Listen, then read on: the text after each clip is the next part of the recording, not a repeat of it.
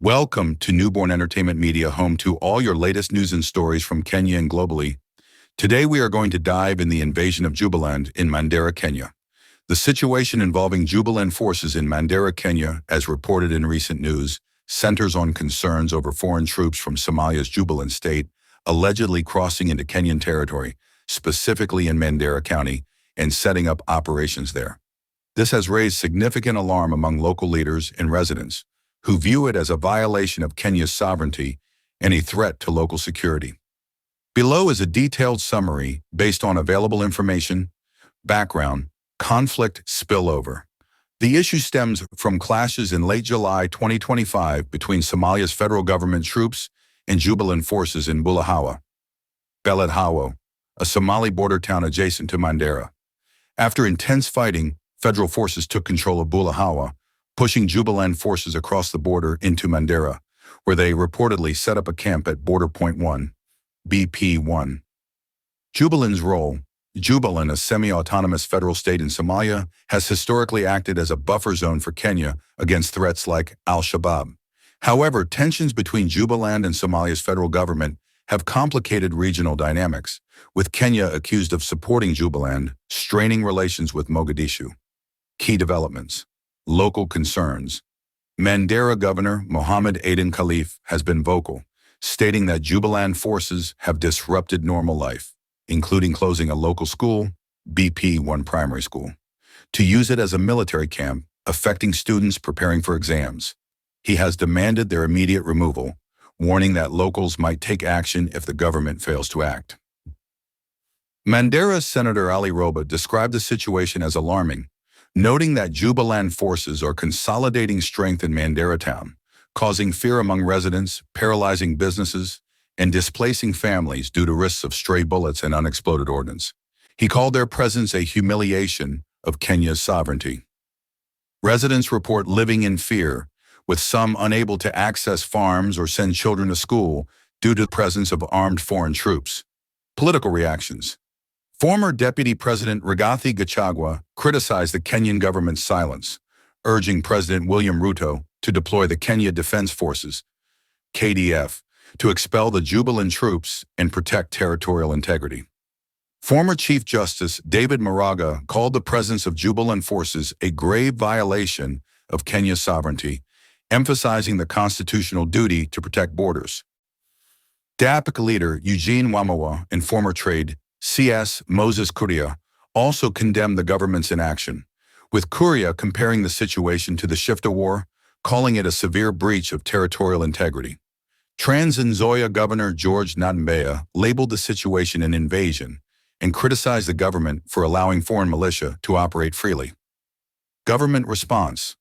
Interior Cabinet Secretary Kipchumba Murkomens has downplayed the situation, denying that Jubaland forces are operating in Mandera with government approval.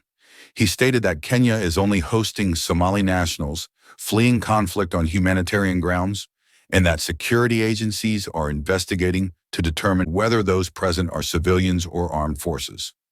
Murkomens emphasized that anyone found illegally in Kenya would be repatriated peacefully. However, Mandera County Police Commander Robinson Ndiwa contradicted local leaders, claiming no Jubaland forces are present in Mandera, urging calm. Former Kenyan Secretary General Wilson Soshin dismissed invasion claims as stories zajaba, exaggerated tales, asserting that Kenya's security infrastructure is robust and no evidence supports the presence of foreign troops. Regional dynamics. The presence of Jubaland forces has strained Kenya-Somali relations, with fears it could escalate into a diplomatic rift. Kenya's historical support for Jubaland, including KDF operations in Somalia since 2011, has been a point of contention with Mogadishu. Ethiopia's involvement, including talks with Jubaland officials in Suftu to counter Somali federal forces, has further complicated the situation. Mandera leaders have urged Ethiopia to avoid using Mandera as a base for supporting Jubaland. Current situation.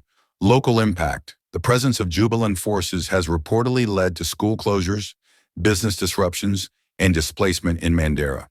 Residents fear escalation, especially as Jubaland forces are allegedly training to recapture Bulahawa. Security risks. The situation raises concerns about potential clashes within Kenyan territory, involving either Somali federal forces or Al-Shabaab, which could exploit the instability. Government silence. Despite widespread outcry from local and national leaders, the Kenyan government, including President Ruto and the Ministry of Defense, has been criticized for its lack of a clear response. Critical analysis. The conflicting narratives, local leaders' alarms versus government denials, suggest a lack of clarity or transparency.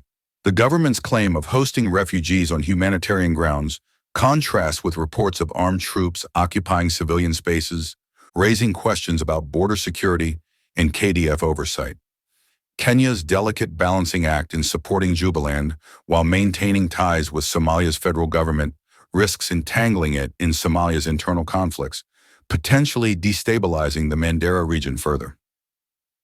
The absence of a strong, unified response from Nairobi could embolden external actors and weaken public confidence in the government's ability to protect sovereignty. Conclusion. The reported presence of Jubaland forces in Mandera has sparked significant concern about Kenya's territorial integrity and local security. While local leaders demand immediate action, the government's response has been cautious, emphasizing investigations and humanitarian considerations. The situation remains tense, with potential implications for Kenya-Somalia relations and regional stability. For the latest updates, monitoring statements from Kenyan authorities, subscribe to Newborn Entertainment Media, and stay tuned for all the latest stories.